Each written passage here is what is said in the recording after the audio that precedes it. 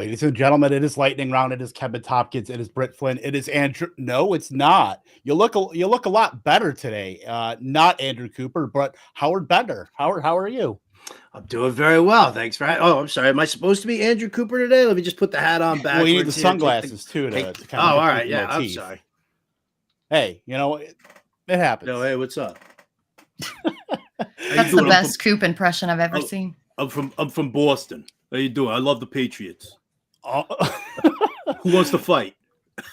Well, you're already better than Coop, so I think we might keep you on here. But joining us today, a man that is probably on the clock in more underdog slow drafts than anybody walking this planet right now. You know him from Ship Chasing, from ADP Chasing, from Legendary Upside, the winner of Best Ball Mania 3, Mr. Pat Kerrane. Pat, my friend, how are you?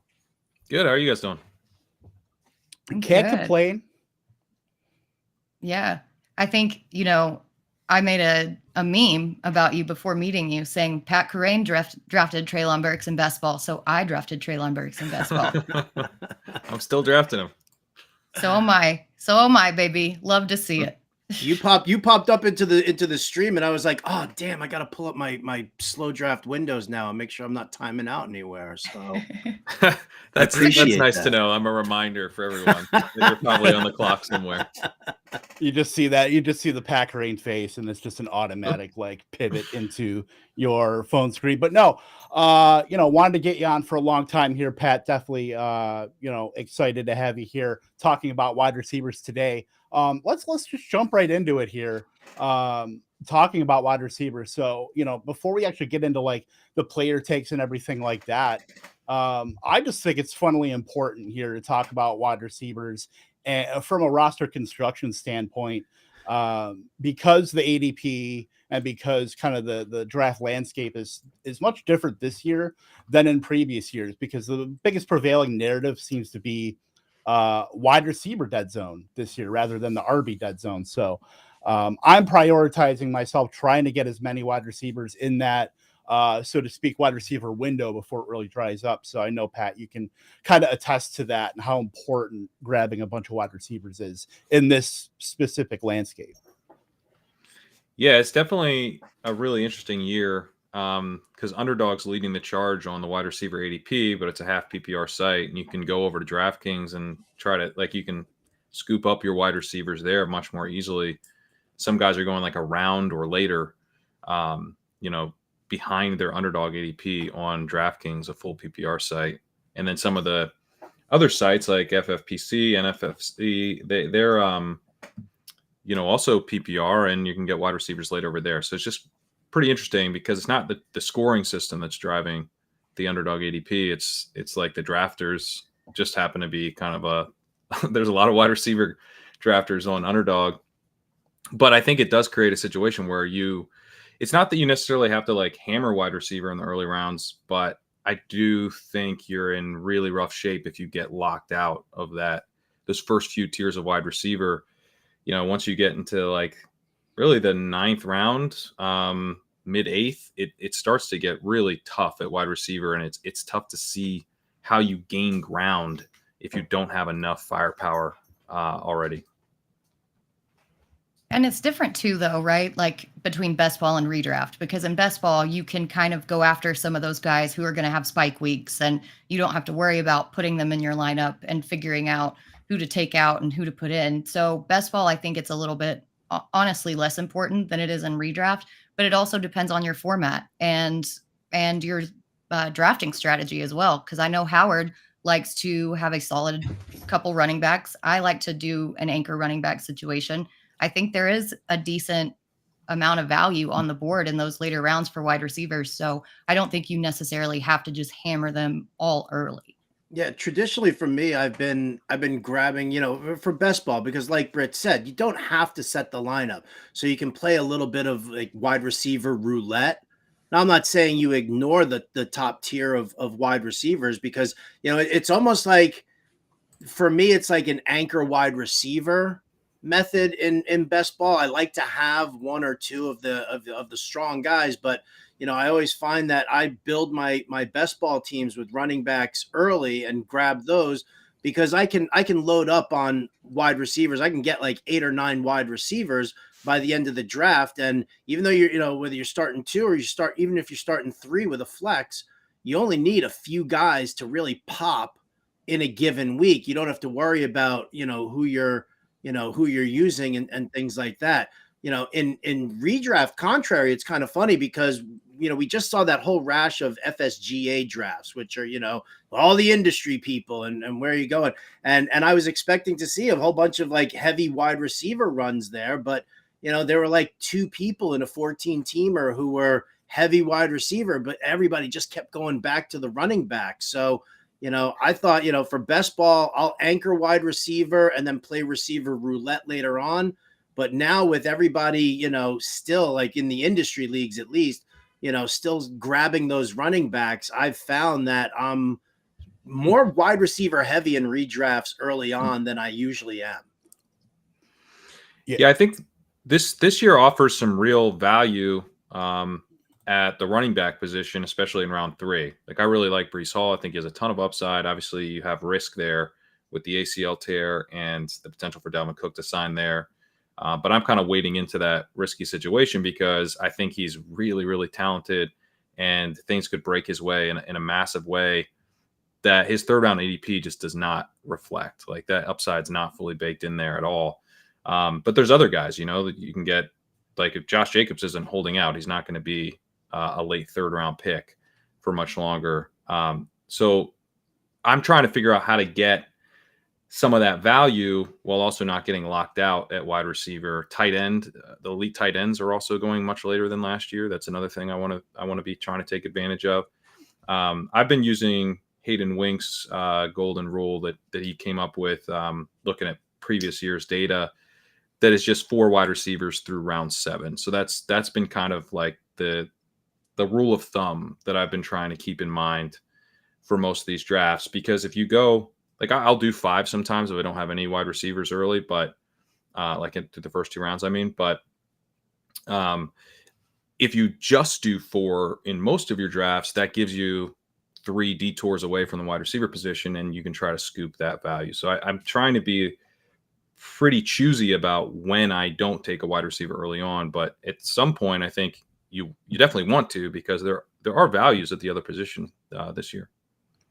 Where do you, just out of curiosity, Pat, where do you, when you deviate from that plan, you go to the deviate from the wide receiver position, do you find yourself sticking with running backs? Do you try to grab like a Hawkinson if you don't get a Travis Kelce to start things off? Or, where do you usually tend to lean with 4 wide receivers in your first 7 picks? Yeah, I mean, it's usually running back's the easiest one, because, if you're in the if you're at the middle of the board, to me, like, you can get Jonathan Taylor in the mid to late 2nd round. Like, that feels like a smash in a half PPR format. Like, I mean, this is the guy we were taking 101 last year. The offense could be much more functional. He's extremely talented. He's in his prime. So, he's someone I deviate away from the wide receiver position for a fair amount. And then that 3rd round, I take a lot of the running backs there. I also really like Mark Andrews this year. I also will take the elite quarterbacks in the 3rd round. It's not something I was hammering early on, but I'm just starting to feel like this isn't changing. I don't think these ADPs are falling. So I am just kind of, if enough of the guys that I like are off the board, I'll try to mix in the elite quarterbacks in the 3rd round there. I also like Lamar Jackson a lot at the 3-4 turn. So he's someone that I'll often take a detour for there. But then, when you get to I'm not taking a ton of Hawkinson because he tends to go in the early 5th, and I can get Pitts and Goddard at the following turn, at that 6-7 turn a lot of the time. So I'm actually not as heavy on Hawkinson specifically, but I do like trying to mix in those later elite tight ends in the 5 or the 6-7 range. I also take Goddard in the late 7th as well.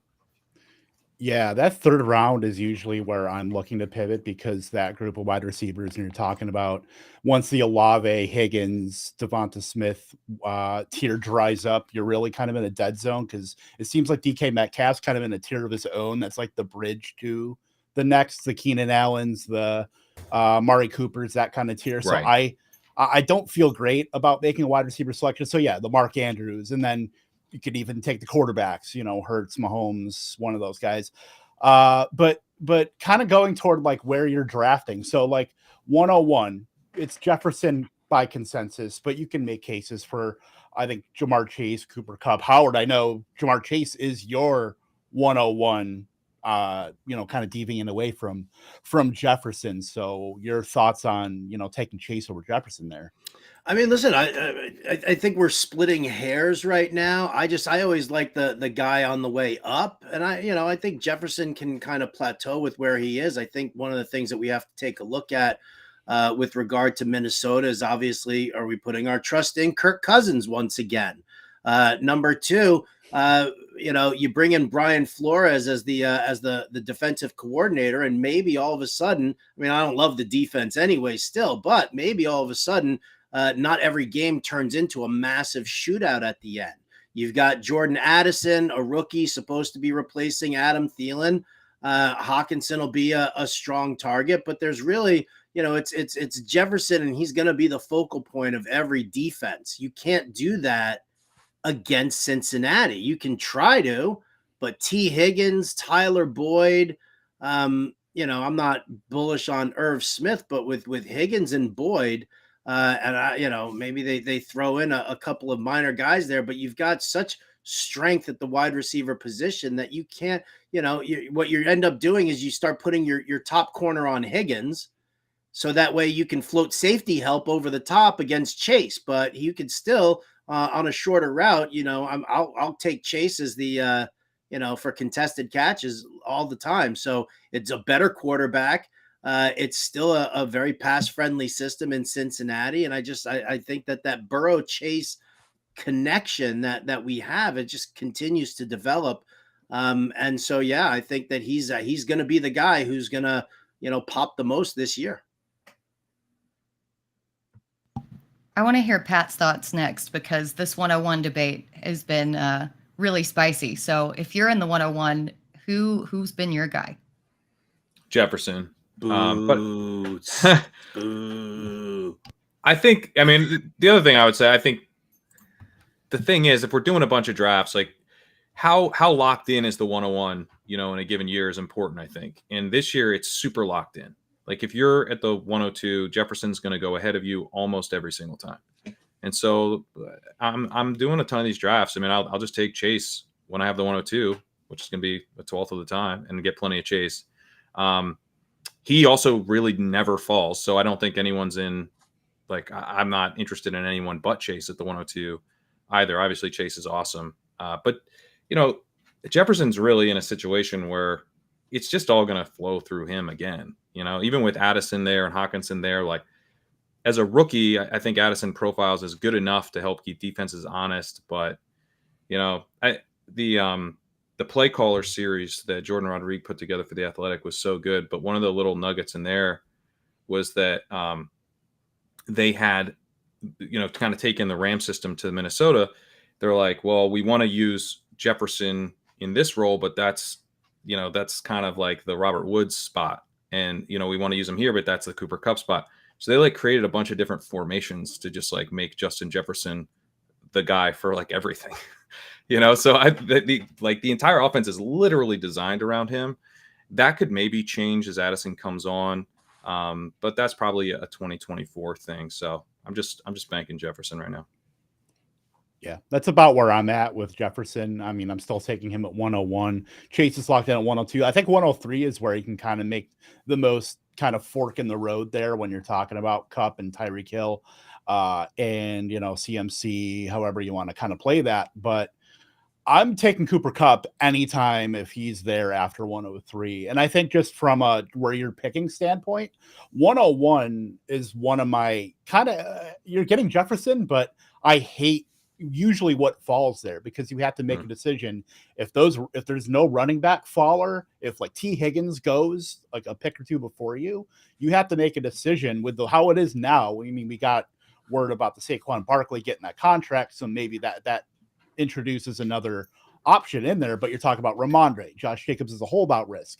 We know Ramondre with the Patriots they've been looking to get a running back in there for how long now? They brought in Fournette for a workout. So I think that's pretty interesting to take some of the upside off of Ramondre. So he's not the best click there. Then you got to worry about, DK Metcalf. Do you take a naked quarterback there with Jalen Hurts, Patrick Mahomes, Josh Allen, whoever your favorite is there? So that's why I don't really like I'll take Jefferson. And obviously if I have 101, it is what it is. But I much prefer to have the kind of the 103, 104 where I can get a Kupp. If I want to take an Olave or Devontae Smith, I have that option. If I want to take a falling running back like a Jonathan Taylor, I can do that too. So that's kind of where I'm at as far as 101's fine. But if I have my choice, I'm taking 103 or 104 because more than likely I can get Kupp and then at least get an option I really like coming back. Yeah, the 101's been tough for sure. You can find yourself in a tough spot if the wide receivers go. I don't love Christian Kirk. Brandon Ayuk's fine, but sometimes at the 4-5 turn, those two are like the only guys left at wide receiver. So if you go Jefferson, running back, which is something I'm very comfortable doing, but then it's like if the room it doesn't cooperate, I don't love my wide receiver 2 and my wide receiver 3, and that's when I start already to get worried. Like, can I recover from this? And it gets tough if you feel like you don't have enough wide receiver firepower through those first 5 rounds. Yeah, absolutely. Now, one guy that I've been talking about where I don't feel like he's been a first round pick, and I think that it's actually reflected in the ADP. Obviously, he's going in the second round now. Per that is Davante Adams. Pat, your thoughts about at least him, how that kind of meshes with Garoppolo? Because we know Davante Adams is just a, obviously elite target earner. We know he shouldn't have problems as far as getting at least 160, 170, 180 targets. But getting those from Jimmy Garoppolo, possibly somebody else, if he's either not ready to start the season or, something happens. Like, how are you feeling about Davante Adams, especially compared to the guys that we certainly like in that range with Jalen Waddle, Garrett Wilson, CeeDee Lamb, Amon-Ra St. Brown? Yeah, it's tough because I want to be taking even more of them, but I don't want to be light on those second-year guys, and Waddle I like too. So it's tough not to Amon-Ra's great too. So there's lots of guys that I want to be high on there, but I have made a point to try to stay consistently overweight on Davante Adams because he's still really good. Like and also he almost was the guy you needed in week 17 last year with Jarrett Stidham. So I feel that like 49ers game, I had to sweat the Kings Classic on that game alone against Fantasy Mojo. Because he had McCaffrey, Jacobs, and Adams, having to sweat that trio in that game. Like Jared Stidham picked a great game to absolutely ball out and make me sweat. Yeah, so obviously I don't love the Raiders situation this year, and it's kind of easy to see like the bottom falling out. I was talking to Ben Gretsch as we were contemplating a main event pick, and he's like, dude, this could get really ugly. Like we could be talking about Adams as a trade candidate. McDaniels is fired. Like this, it doesn't feel great when you look at Las Vegas, but he's still really, really good. And you're getting him now in the second round. He gets open at a high rate still. He earns targets at a super high rate. The offense was built around him last year. They kind of demoted Darren Waller in a way, just made him like this field stretcher. So I'm still in on Davante Adams. See, my deal with Adams is that I'm still concerned because, for one, even though Jimmy Garoppolo is cleared for camp, the coach speak that came out today said that he'll be treated as any other player is treated coming off injury. So, just how much he's going to get in training camp is still TBD. And with Josh Jacobs potentially holding out, you're not going to have that same balanced offensive attack and volume that Davante Adams saw last year, because Garoppolo isn't going to be able to target Adams if he's on his ass. And let's be real, the interior of that offensive line is weak, and it's not going to be nice going against Joey Bosa, Chris Jones, Frank Clark, et cetera, twice a year on all three of those teams. I don't doubt Adams' talent, but his situation really scares me because I doubt that team. I think that the key component is that interior of the offensive line. If the guards can hold it together, I don't hate the group that's there, especially when you're talking about a guy like Jimmy G, who knows what McDaniels wants to do. He knows the verbiage of this offensive scheme. I mean, let's not forget. I mean, what we're looking at, what McDaniels is building, because everybody kind of makes fun of, well, you got Hunter Renfrow and you got Jacoby Myers. It's like you've got all of these interchangeable cogs. It's exactly what you had back when the Patriots were running Randy Moss out there, and they had these interchangeable cogs at tight end and wide receiver that it didn't really matter. You still knew that focus was, Randy Moss downfield. And so when you look at the way that everything's kind of set up in there, I think one of the things, obviously Davante Adams coming out and saying that he didn't like what the offense looks like or anything, in that fashion. I think that, once he starts to realize that he is actually a focal point of this passing attack, and and Jimmy G's, he's fine with like a 2-3 step drop and a quick release. I mean, we've seen him, pull that off. So I'm less concerned about that aspect. And then, of course, I mean, listen, yes, Brian Hoyer as a backup is not somebody who you want to invest in, but at least you're also still talking about somebody who is extremely familiar with this system, who is extremely familiar with the verbiage at the line, and is extremely, experienced in the sense that, because what McDaniels likes to do is not only does his quarterback read the defense and make some decisions based on that, but his wide receivers do as well. And that's kind of what confused everybody last year a lot, was that his wide receivers, he wants them to do a read as well on the defense and possibly alter their routes as well. So, the quarterback now needs to understand that what's he seeing there. So he needs to be locked in with his receivers. I think if Jimmy G and Davante Adams stay on the same page, okay, if this is what you're seeing, do this. If this is what you're seeing, do that. I think it's definitely something that can blend well. And if I'm getting Davante Adams, like let's say I've got that 10 or 11 pick in the draft, and I grab, somebody, who I like up top, whether it's a running back or a wide receiver, coming back around a couple of picks into that second round. If I can get an elite guy like Davante Adams, I mean, I'll happily jump at that chance. Yeah, I just think it's an interesting kind of between Garoppolo. I mean, we look at what he did last year. He had 1 touchdown of over 20 plus air yards, and Adams had 9 by himself with, Derek Carr and Stidham. So I think something kind of has to give there if it is going to be Garoppolo most of the time with the Raiders. So, and yeah, like Pat said, like Gretch said, that could be something that the Raiders just absolutely bottom out. Davante Adams is sick of it. Not the bill of goods I signed up for, so get me out of here. We know Adams has been vocal, so it's definitely an interesting kind of dichotomy there. But we talked about the second year wide receivers, and we can kind of pivot to that a little bit. Maybe go a little bit deeper into the ADP, going in the 3rd, 4th, 5th round. So Pat, if you're looking at these second year wide receivers, and I know we like to talk about who are guys that we think could be second round, maybe a back end 1st round pick next year, to kind of describe these second year wide receivers that could be more premium picks. Who are you kind of thinking as far as maybe 3rd, 4th, 5th, even 6th round guys that can make that leap that you're hyper targeting, or maybe just targeting more often in the field? I'm very tempted to steal Howard's selection here, but I'll say take him. No. Go ahead, take him. I'll say Treylon Burks. I'm still in on bum. I'm still in on post. They signed Hopkins, which definitely takes some of the upside, I think, off the table. But I think it also tightens his range of outcomes, where previously to the Hopkins signing, like, we didn't know what their plan was for the season in any real way. Like, this could be a Will Levis tanking experience.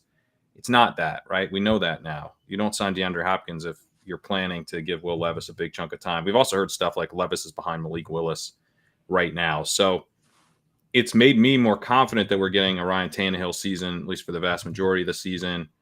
Treylon Burks has been kind of maligned in terms of his actual talent on the field last year. Like, I thought he was pretty good. He rated well in open score, which is something that was like a major red flag for a lot of the film evaluators coming out. His ability to actually get open as a traditional wide receiver. If you check out Matt Harmon's reception perception profile on Burks, he wasn't particularly enthused about Burks, but he did note that he was playing a traditional X wide receiver role. He wasn't in kind of a gadgety role, which he was projected as, potentially being that kind of wide receiver coming out. But he was a traditional X, and he got open at a pretty high rate. He rated wide receiver 28 last year in open score. So, not elite or anything, but very solid. I've had guys like Devontae Smith, ahead of Michael Pittman, ahead of Keenan Allen. So I thought he actually showed pretty well as a rookie.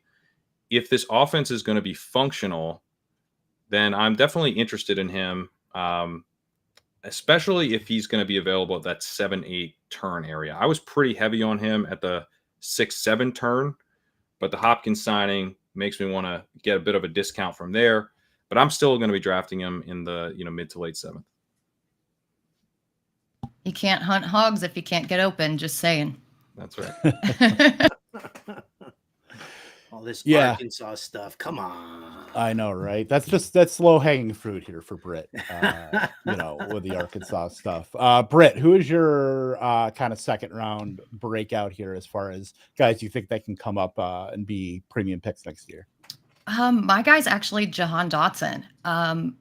We saw last year that he has a nose for the end zone, and I've been very open about being concerned about Sam Howell, but I personally think that he's going to be replaced by Jacoby Brissett, and everything's going to be all right in the world. I think Dotson is better suited for Howell's skill set than a deeper threat like Terry McLaurin. His route running ability is stellar. Again, we're bringing up reception perception, but if you've seen his success on his routes, I mean, there's green everywhere. Might as well be St. Patrick's Day. He can be a deep threat, but I can see a lot of slants and curls to him from Sam Howell on those short A-dot routes. And he ranked 27th in target separation last year as a rookie. And I think he's only going to get better. As a team that's likely going to be playing from behind, as the Commanders should be, let's be realistic, they're going to have to pass the ball. And I really like Dotson as a value going off the board as wide receiver 40 at an aggregate ADP. I'm going to go with, should I just go, Kev? Should I? Go ahead.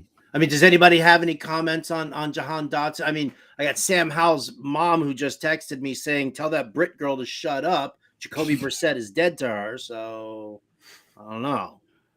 I have no comments on the Jacoby Brissett slander. I'm I guess indifferent on that, but his Dotson's last 4 games, certainly is a nice kind of has some momentum going into this season. I think you have to either believe in Howell or, just kind of believe in that offensive environment being upgraded because, they brought in Eric Bieniemy now. We'll see. This year they don't hate Antonio Gibson as much. We haven't seen much of that narrative this year, I guess, which is a good thing for the offensive environment. But, certainly running, last 4 games, he ran at least like 90% or close to 90% of the routes each game. I think, let me look at your target shares. Yeah, over 20%. Targets per out run close to about 22% those last 4 games. So certainly a market improvement. I think if you can get, him and Terry McLaurin going, that's going to be great for either Howell or Brissett, whoever it is. But, that's certainly an upside stab that I like taking at the end of that wide receiver group when you're having to sort out between Quentin Johnston and Courtland Sutton and all those guys. So I'd much rather take the stab on Dotson there. All right. For me, the second year player who I'm obviously eyeballing is definitely Drake London. I mean, featured wide receiver 1 in this offense. Kyle Pitts is the number 2 targeted pass catcher there. Listen, this is all about Arthur Smith's desire to run the football excessively. You're going to see a ton of Bijan Robinson, probably even splash in some Tyler Algier late in the games if he wants to keep Bijan a little fresh and a little healthy there. It just depends on what's going on there. But what I like about it is because everybody is going to be so focused on the Falcons running the football that, maybe that does kind of open things up a little bit more for the passing game. I don't love Desmond Ridder, but I think he can be passable. He's got a little bit of mobility to him that, and I like this Falcons offensive line. So I think he will have that protection. So I think that, if they are really gonna run more RPO in this offense, which is what they're talking about, I think we're gonna see a surprisingly strong number of times that Ritter throws the ball as opposed to dishing it off to the backfield. And I think that Drake London is just gonna be in a prime spot. Let's also not forget that, I mean, even just the secondaries within the division. And then you look at the secondaries that are in the AFC South as well, because that's where they play a lot of their out of conference games. I think it's a really nice spot with so much focus on that ground game in Atlanta. I think this actually helps Drake London and even Kyle Pitts to a certain extent kind of blossom. Yeah, Pat, I know you said that he was one of your guys. What are your thoughts as far as Drake London? I think that's really a bet on the upgraded efficiency of the offense, because it's going to have to be. I mean, for me, I would much rather take Kyle Pitts a little bit later, just because he plays tight end. You're still making that efficiency bet. With that, you don't have to take Drake London a round or two. You don't have to take him before Pitts. So that's kind of where I'm leaning. I have much more Pitts than I do London, but certainly get the bet there. So what do you think about London? I'm taking them both. I think this offense is going to be extremely concentrated to those two guys. I think they also kind of do different things. Pitts is really interesting as like a downfield wide receiver playing tight end, right? That's kind of what he offers, but he's not. I don't know if he's going to be like a big time separator. He's kind of like this. He's like a big bodied wide receiver. I don't know. He's like close-ish to like if T. Higgins had tight end eligibility. I mean, I think that's sort of the archetype of guy that he is. Mike Williams-ish, yeah. But London was getting open at a pretty high rate last year. And, if you're thinking about that RPO stuff, like Ben Gretsch has also pointed out, like if you're looking at the RPO stuff, like that's going to be a situation where you're going to your first read a lot more, because you're like literally just like reading the defense and then getting the ball out. London is going to be the guy I think who benefits the most from that. If we just get passing attempts here, I think we could start to feel pretty differently about this offense compared to last year. Like they were so historically run heavy, so obstinate in the face of like game scripts that called for passing. They just refused to do it. Yep. And that could change, where they're just like willing to pass like a team that is just normally run heavy, kind of like the Titans have been in years past, like not crazy run heavy.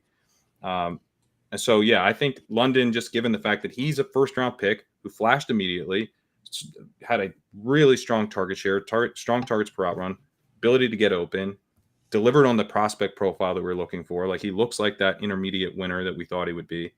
So I like Pitts a lot, but I don't want to be sleeping on London just because Pitts is underpriced.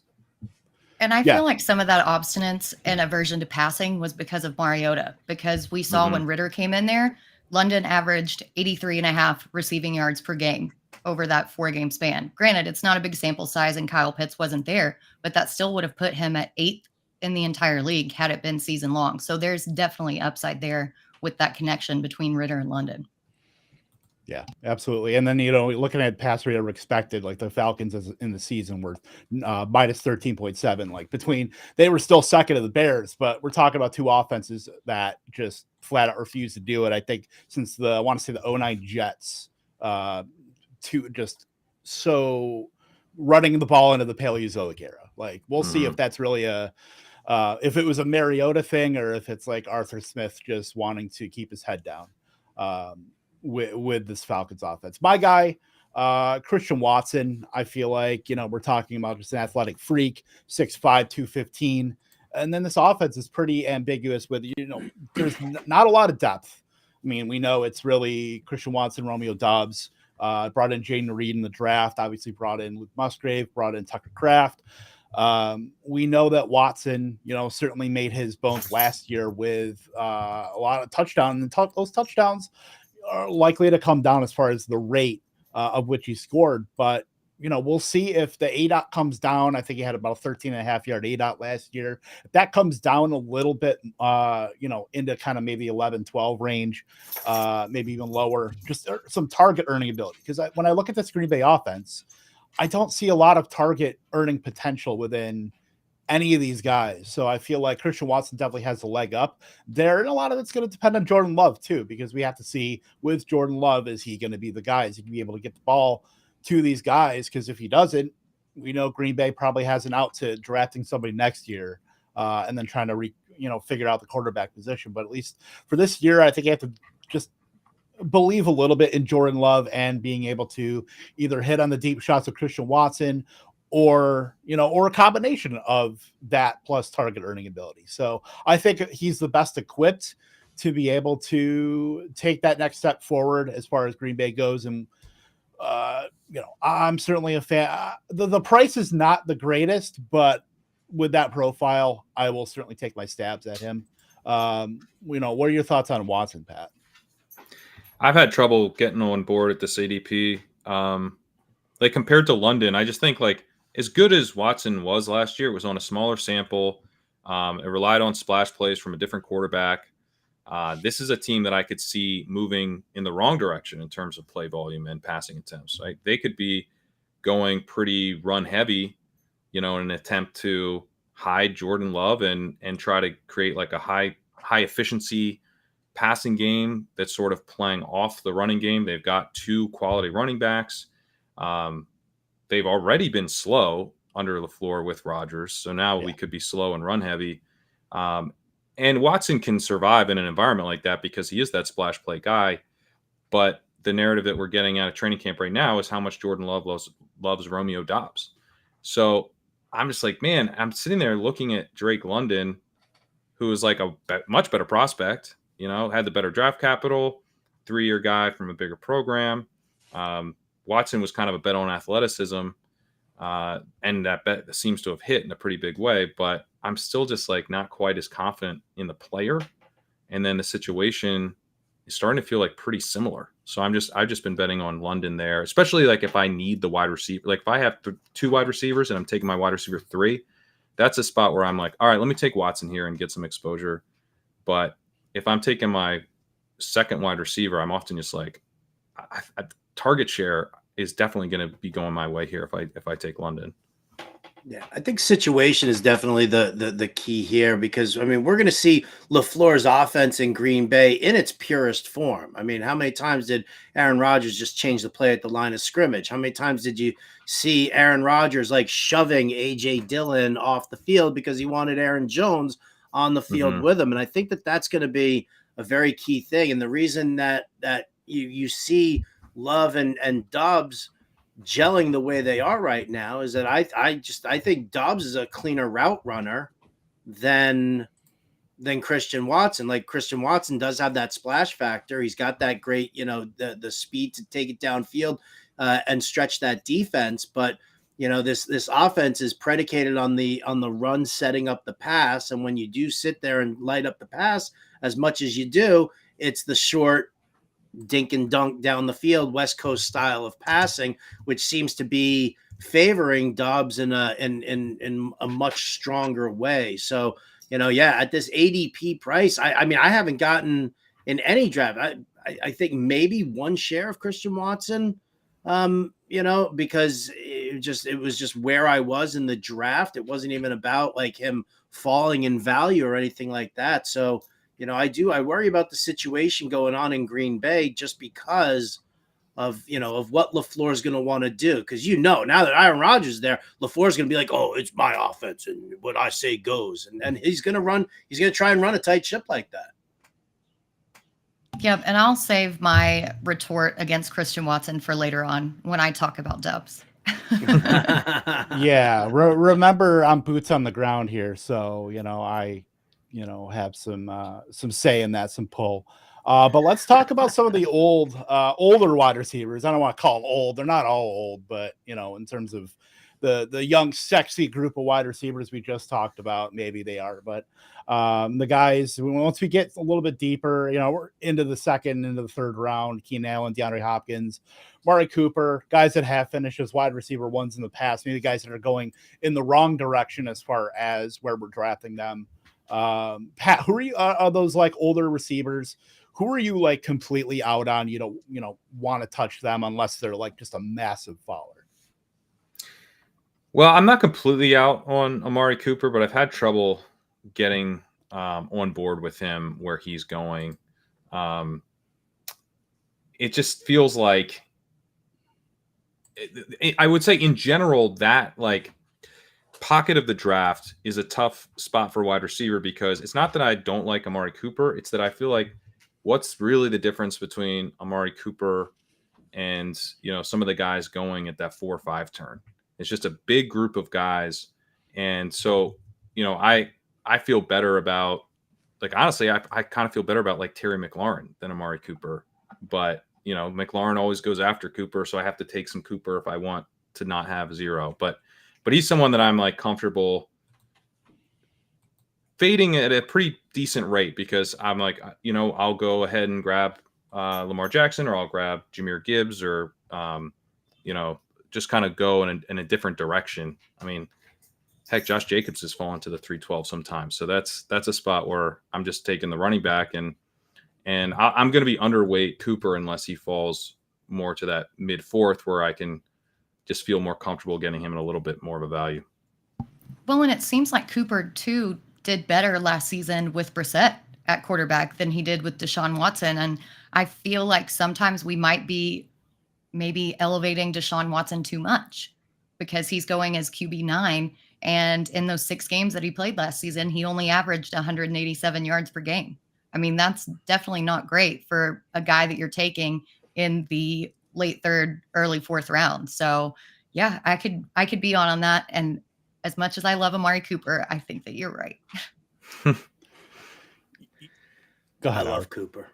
I think you guys are wrong. I think you guys are terrible. I think this is the worst show I've ever been on. It's the nicest thing you've ever said to me. No, but I mean, it's like, because, we're picking through wide receivers here where I don't think any of us really want to be, out on any of these guys. So like, if you had to pick one, like for me, it was like, if I had to pick one, it was going to be McLaurin.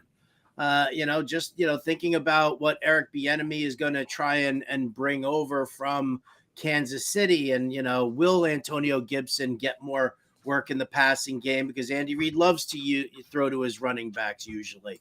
Are we looking at, because of Sam Howell, are we looking at maybe hitting shorter routes or things like that, and how much is the focal point going to be on Terry McLaurin? Like it's that kind of a thing. I think, we're again splitting hairs here. Amari Cooper in that Cleveland offense, Terry McLaurin in the Washington offense. You can kind of go either way on them. So I mean, I'll take Cooper over over McLaurin just because I think I trust the quarterback a little bit more, believe it or not. But again, I think it can go either way here. Yeah. Well, I wrote about McLaurin being an early season fade at ADP, and I still very much believe that to be true. So I don't think that you're far off in that section. But Kev, if you were going to say something about McLaurin, you can go, because otherwise I'm going to go into my hate spiel. Go ahead. I really, honestly, I'm kind of indifferent on McLaurin. Honestly, he's just kind of a dude that's just there that I'm not clicking a ton. I'd rather have Dotson later. It's probably more of a value thing for me. But who's your guy, Britt? Man, I'm driving the Debo hate train. I'm conducting it at this point because he's going as wide receiver 16. And aside from his breakout season, he hasn't finished higher than wide receiver 31 in PPR leagues. I don't care if Brandon Ayuk is the wide receiver 2 on the team's official depth chart. He's the team's wide receiver 1. And with all the other receivers going around Debo, he is a trap at his ADP. He's going to be at least 3rd in the team on targets, and I'm not touching him anywhere in that range. He would have to fall so far down, and people are still stuck in that Debo role situation that no longer exists because of Christian McCaffrey, that I have 0 Debo, and I'm not sad about it one bit. Yeah, I'm struggling to kind of value Debo, like where he's at. Like I have not a lot of Debo, but I have like just enough to kind of float on by. And it kind of floats into my guy, who's Calvin Ridley, who hasn't played a down of football since 2021. You kind of have to spend a premium price on him. And I know the offense is ascending with Trevor Lawrence and Christian Kirk and Zay Jones and Evan Engram. But he seems like a late season kind of upside play that you have to take at wide receiver 16. Like, I'm just not totally okay with that. Plus he's going to turn 29 at the end of the season too. So, once you like, I know he's probably worked out and everything, but I'm just not having that game experience for almost 2 years. Like, I'm very concerned about taking him at that price. If he was going like where like Deontay Johnson is going, or like a Lockett, like I think I'd be certainly more into it, but having to spend, after DK Metcalf, it's like Calvin Ridley and Amari Cooper. Like, that's just, I'm not taking wide receivers there. I'm taking the detour, whether it's Mark Andrews or a quarterback or a falling running back. It's just not an attractive price for me to be able to scoop up Calvin Ridley. I'll take him in the 4th if I have to, but not feeling it. What do you think, Pat? I've also struggled to get on board with Ridley. He goes so early. Like, yeah. I get it on some level because I think he can pay that off. I don't think Christian Kirk is that great. Christian Kirk's too thin of a bet for me. Yeah, it's definitely, like, I get it. I could see it paying off. So I don't want to be out on him, but it's just like sometimes you're having to take him over, a guy like Breece Hall, or Josh Jacobs, or Mark Andrews, like, or even one of the falling quarterbacks. Like, I don't know. That's really, really rich to me. Like, if I'm getting him after the tier break at those other positions, okay. I do want to mix him in at that price, even though late third still does feel a little bit rich, given the context around, he just hasn't played. So that's the struggle for me. But it's kind of in the Amari zone where I'm trying to get some exposure.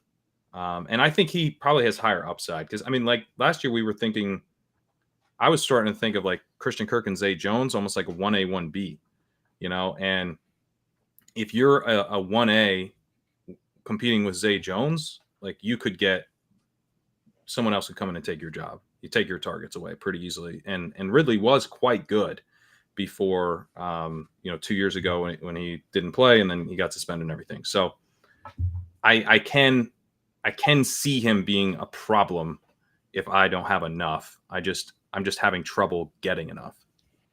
See, I think Ridley's in a good spot. It's tough to invest such a high price in him. It really is. But for the same token, when you're looking at the way this offense is set up, I guess it's not so much for me. Yeah, I do worry about paying too steep a price for a guy who hasn't played ball in 2 years.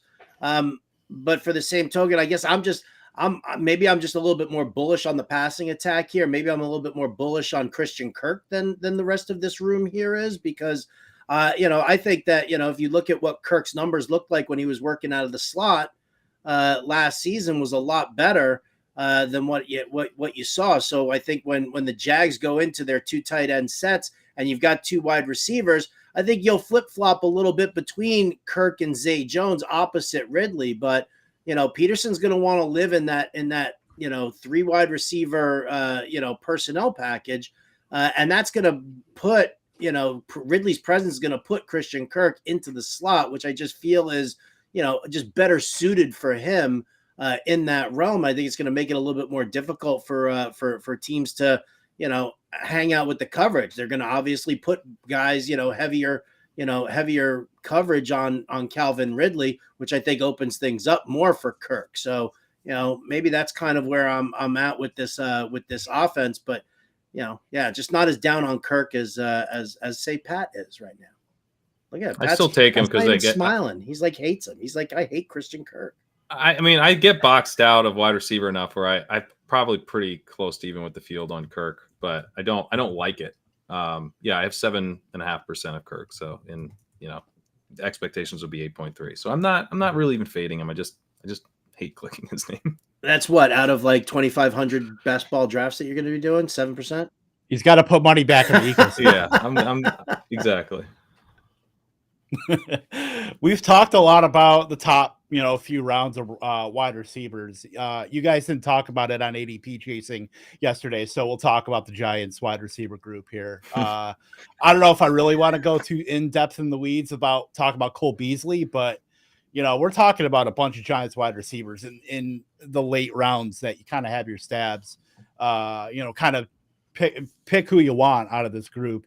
I think I'm taking more Darius Slayton than anybody, just because I feel like he's almost a lock to be on the field, at least in the beginning, and kind of keep that role. Isaiah Hodgins, we know, is like really the biggest body there. So I think he's kind of insulated as well. And then we're looking at about 37 other slot receivers. And then you add Cole Beasley. So like, is it really just taking the upside stab on Jalen Hyatt, who we know is like falling to the 18th round, on underdog? Is it, Wan'Dale Robinson? Like how are you shaking that out? Yeah, I mean, I was completely out on Hyatt and pretty out on Wan'Dale Robinson at their previous prices, but now they're falling to the last rounds of drafts, and I'm in there. All right, if I'm just betting on a guy who can hit a spike week at the end of the season for me in best ball, both those guys profile as guys who can do that.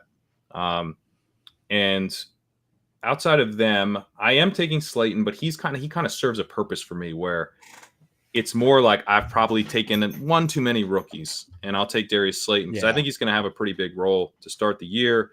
I'm not sure how much of a role he has down the stretch. I think Jalen Hyatt could kind of come directly at his expense, but I think that, he can kind of help be like a bridge player for me. So I take him on those builds. Isaiah Hodgins is the one I'm most optimistic about. He kind of profiles as the traditional outside wide receiver, a bit of a bigger body guy.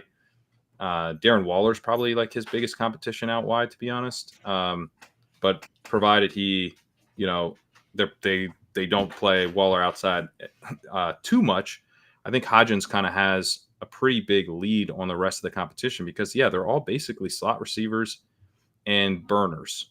And Hodgins is that kind of intermediate guy who can get open. He catches everything. He really catches everything.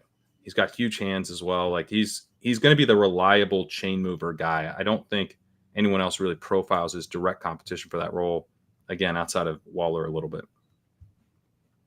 Yeah, it's like an elephant graveyard for slot receivers in New York right now. They're just bringing in like every single old slot receiver and just being like, which one of you can be a warm body on the field at any given time? So I think the one who does have the outside ability is going to be the one who wins out. And right now, Hodgins is listed as the wide receiver 1 on the depth chart. Just saying.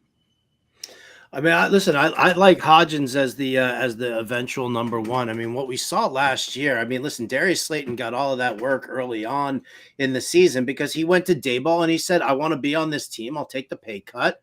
And just, I like what you can build and let's do that. But as the season went on, Isaiah Hodgins was the guy who stepped in more in that role. So kind of what I'm thinking as far as the way the Giants go, Isaiah Hodgins will be in, on the outside on one side. On the other side, you'll probably see a mix of Slayton and Hyatt until Hyatt can, really prove himself at that level. And then when you're looking at the slot, I just have this horrible, horrible feeling it's going to be Sterling Shepard, who nobody likes and nobody wants to talk about. Nobody wants to draft either.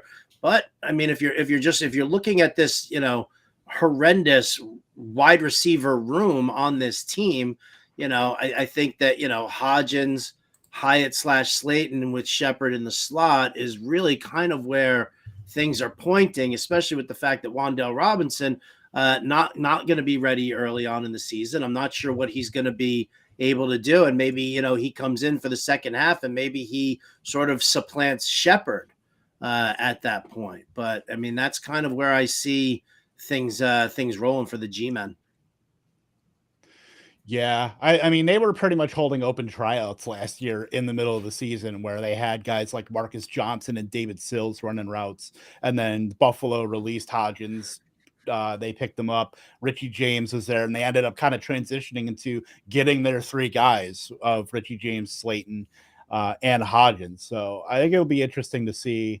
Yeah, Hodgins, I think, is pretty insulated in that offense as far as what he does and what his role is going to be. And then it's almost anybody's guess, but the best part about with best ball is you have your pick of, it's pretty much build dependent. If you load it up on rookies in the late, middle rounds, Slayton, or even like a dart throw on Sterling Shepard, I guess, would kind of be the option there versus taking a Hyatt versus Wan'Dale Robinson as well. But Before I know we're kind of up against it here. Let's talk Howard. We're doing a lot of stuff here with the Fantasy Alarm Draft Guide, the All Pro package. It's a big time here as we're getting into August. Drafts are starting up. A lot of home leagues. So, what better way to get the leg up on everybody than the Fantasy Alarm Draft Guide?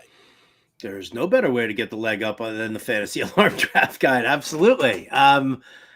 Just to sharing what we've got. I mean, listen, the articles that are already out right now, from you and from Britt, from Kupp, John and Pemba, the whole crew. I mean, it's definitely it's top notch. I love the wide receiver work that we've got. We got Britt's wide receiver tiers.